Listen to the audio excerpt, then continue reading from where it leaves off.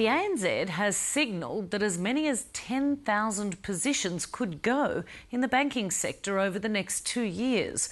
That frank assessment came as the bank announced today it would be axing 1,000 jobs. The ANZ's move follows recent announcements by the NAB and Westpac that they too would cut staff. And on another front today, more banks raised interest rates. Hamish Fitzsimmons reports. While the Reserve Bank has kept interest rates on hold, the Big Four have all lifted theirs.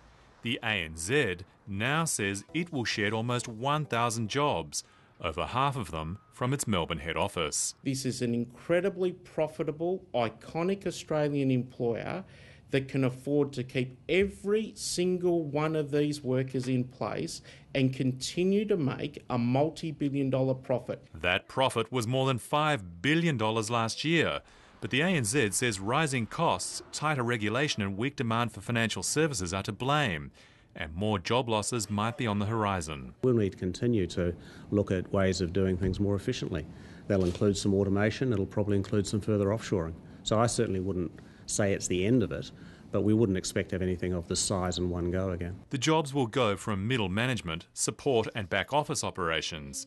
The bank says senior executive salaries will remain fixed this financial year. We're not seeing executive people lose their job today. We're not even seeing senior managers lose their jobs today. These are just hard-working Australians who have got families, who've got mortgages and who are struggling to make ends meet. And those considering a career in Australian banking might want to take note of predictions for its future.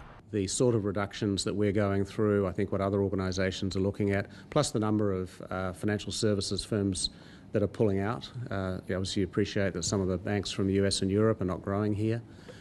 So 10,000 across the sector over the next couple of years, I don't think you could rule that out. The ANZ says the job cuts will save it in the region of $90 million a year. Hamish Fitzsimmons, late.